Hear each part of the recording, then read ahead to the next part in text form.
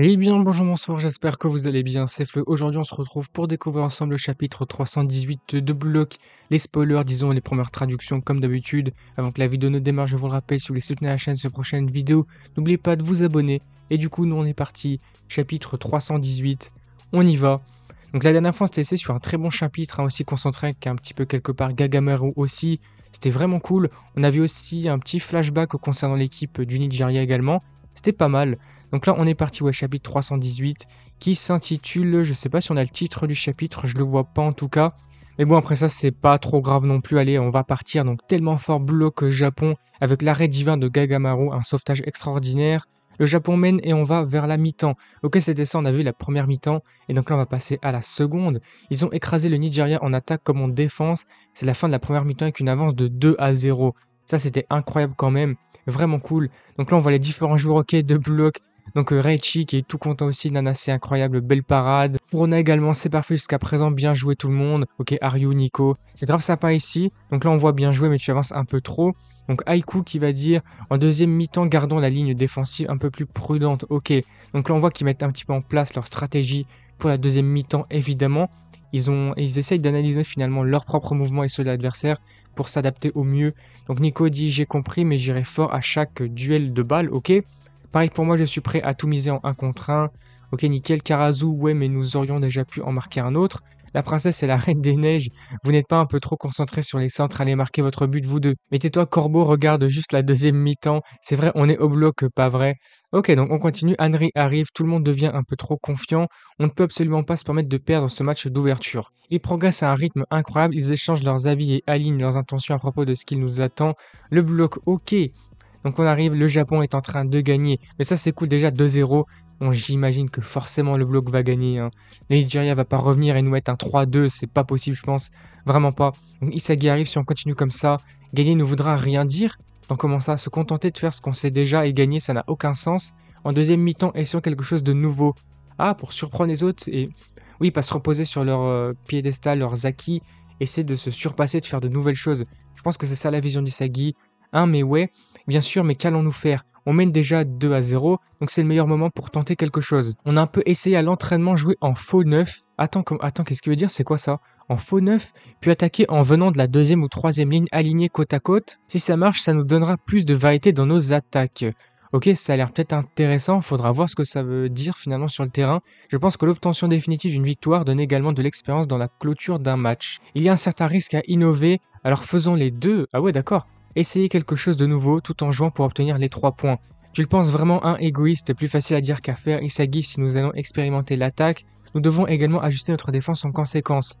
Attends, mais ils vont complètement changer de stratégie, attends, c'est complètement fou. Ouais, donc nous allons ajuster ça aussi, je vais le proposer à Ego. Tu ne peux pas faire ça comme ça, mais moi je suis chaud. Attends, qui dit ça? Oh, Rin. Oui, parce que Rin, on l'a pas trop vu, je crois, en ce moment-là. On sait pas trop ce qu'il faisait, il était là, mais sans trop avoir d'implication. Donc là, c'est cool, juste gagner, ça ne procure aucun plaisir. On va gagner d'une nouvelle manière. En fait, on n'a même pas encore marqué de but. Tu crois vraiment qu'on peut finir comme de gentils garçons? Pas vrai? Ok, les deux as. Ah, c'est ça, parce que Isagi n'a pas marqué, Rin n'a pas marqué. Peut-être que eux deux vont nous mettre un but chacun. T'imagines un 4-0 pour le bloc, ça serait incroyable. On continue, Ego arrive et c'est très bien comme ça. Que tout le monde continue de viser le but. Chaque minute, chaque seconde doit être consacrée à cette évolution. Ici, chercher l'équilibre et se contenter de défendre n'a jamais fait partie de notre philosophie. C'est ça le bloc. Voici la stratégie pour la deuxième mi-temps. Ok. Et donc là, on voit finalement l'équipe adverse du Nigeria. Non, on ne peut pas gagner, pas question de perdre, on va défendre. Mais qu'est-ce qu'on fait, coach? Un talent capable de créer des points d'ancrage en attaque et en défense et de viser le but en plus, on ne peut que l'appeler exceptionnel. Ok, très bien, mais ça ne marche pas contre eux. Même Onadi n'arrive pas à s'imposer, c'est la première fois que je vois ça, mais c'est vraiment chaud. Donc c'est ça le monde mondial finalement, la scène mondiale, c'est ça le bloc, ils sont vraiment cool. Ce Isagi, ce Rin, non, chacun d'entre eux vit pour son propre objectif. Attends, est-ce qu'ils vont faire quelque chose pareil? Et coach, tout le monde, tu sais vraiment ce qui est exceptionnel au Japon, tout le monde vit son propre but, les 11 joueurs visent le but, c'est ça exactement. Attends, tu vas me dire qu'ils vont faire ça, ils vont révéler leur ego et peut-être jouer un petit peu comme le bloc quelque part. Attends, ça peut être pas mal. Pourquoi les gens veulent-ils gagner? Est-ce que vous y avez déjà réfléchi? Et parce que ça fait du bien, non, Bachira répond ça, ok. Vous trouvez que ça fait du bien, alors pourquoi? C'est une preuve qu'on est supérieur aux autres. Bien vu, exact. Un individu à l'origine doit être plus fort que les autres pour survivre, et les plus puissants ont plus de chances de laisser une descendance. parce que c'est un instinct gravé dans nos gènes. Ok, ça reprend un petit peu cette image et tout qu'on avait pu avoir à plusieurs moments d'ailleurs, c'est vrai.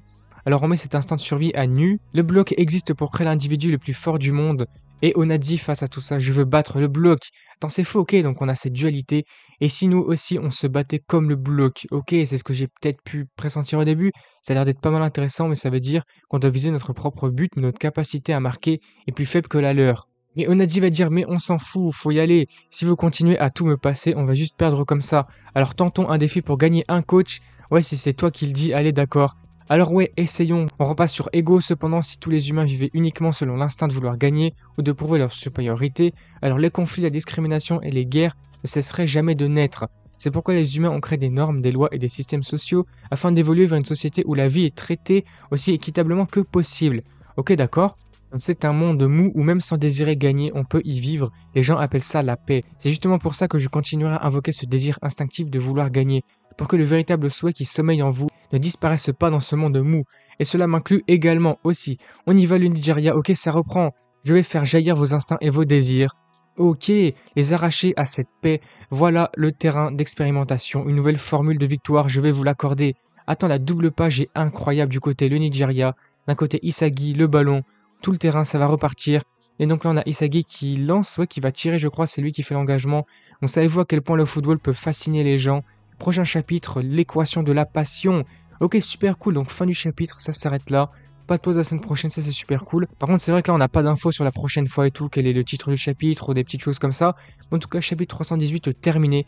C'était vraiment super intéressant, hyper cool, bien que c'est vrai, il s'est pas passé énormément de choses. On a eu surtout la mise au point, la stratégie des deux équipes pour la deuxième mi-temps, la seconde mi-temps, pour voir ce qui se passera prochainement. Mais on n'a pas eu de grosses dingueries non plus dans le chapitre.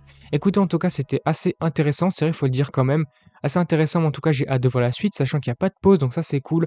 Donc chapitre 319 la semaine prochaine. Du coup, si la vidéo vous a plu, n'hésitez pas à liker, à commenter, à partager comme d'habitude. Également, n'hésitez pas à me faire part de vos avis, vos attentes, vos théories dans les commentaires. Et en tout cas, n'hésitez pas également à vous abonner à la chaîne pour soutenir et suivre les prochaines vidéos. Et du coup, moi je vous dis à la prochaine.